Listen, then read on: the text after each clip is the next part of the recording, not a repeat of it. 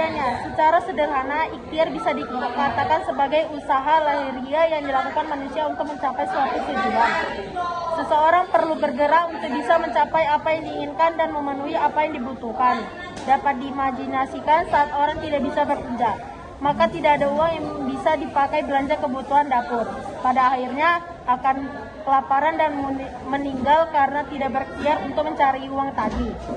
Sehingga dengan analogi ini bisa dipahami bahwa setiap orang untuk mencapai keinginan dan memenuhi kebutuhannya wajib berikhtiar.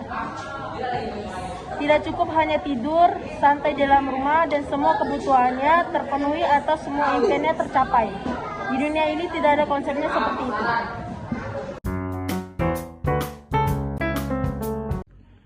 Auzubillahi minasyaitonirrajim. Bismillahirrahmanirrahim. Lahu mu'aqibatun min baini yadayhi wa min khalfihi yahfazunahu min amrillah. Innallaha la yughayyiru ma biqaumin hatta yughayyiru ma bi anfusihim. Wa iza aradallahu biqaumin su'an fala maraddalah wa ma lahum min dunihi min walin. Artinya, baginya manusia ada malaikat-malaikat yang selalu menjaganya bergiliran dari depan dan belakangnya. Mereka menjaganya atas perintah Allah. Sesungguhnya Allah tidak akan mengubah keadaan suatu kaum sebelum mereka mengubah keadaan diri mereka sendiri. Dan apabila Allah menghendaki keburukan terhadap suatu kaum, maka tak ada yang dapat menolaknya, dan tidak ada pelindung bagi mereka selain Dia. A'udzubillahi minasyaitonirrajim. Bismillahirrahmanirrahim.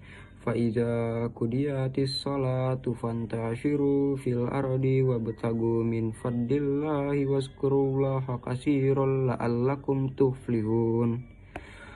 Artinya, apabila sholat telah dilaksanakan, maka bertebaranlah kamu di bumi, carilah karunia Allah dan ingatlah Allah banyak-banyak agar kamu beruntung.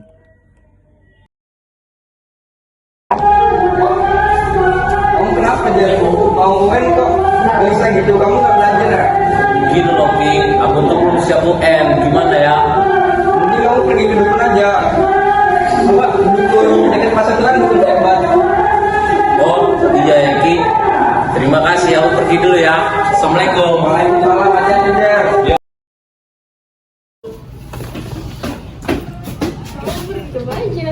Ya mau ke dukun. Siapa yang menyuruh kamu seperti itu? Kamu tidak boleh seperti itu. Kamu seharusnya menyerahkan semua kepada Allah Subhanahu wa taala. Kamu harus tawakal dan ikhtiar, harus lebih rajin dan giat belajar, berusaha, berdoa, sholat tahajud, bersedekah dan mendekati diri kepada Allah Subhanahu wa taala. Oh gitu ya Usi.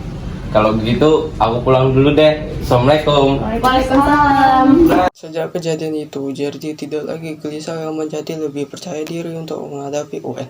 Jerdi berubah menjadi anak yang tawakal dan suka berikhtiar, yang menjadi rajin dan giat belajar, rajin berdoa dan berusaha, juga senang bersedekah. Saat pengumuman UN, Jerdi mendapat nilai tertinggi dan berhasil masuk di sekolah favorit yang dia inginkan. Kesimpulan yang dapat diambil dari cerita di atas adalah ketika kita mempunyai masalah, janganlah pernah pergi ke dukun, sebab itu dosa besar, dan berserah dirilah kepada Allah Subhanahu wa taala. Dan amanat dan hikmah yang dapat kita ambil, anjuran untuk selalu berikhtiar dan bertawakal kepada Allah Subhanahu wa taala. Serta hikmahnya adalah ketika kita berikhtiar, insya Allah rasa malas, murung dan sombong yang ada dalam tubuh kita akan hilang dan dengan berikhtiar dan berusaha kita akan bisa mendatangkan sejuta harapan untuk menuju kesuksesan.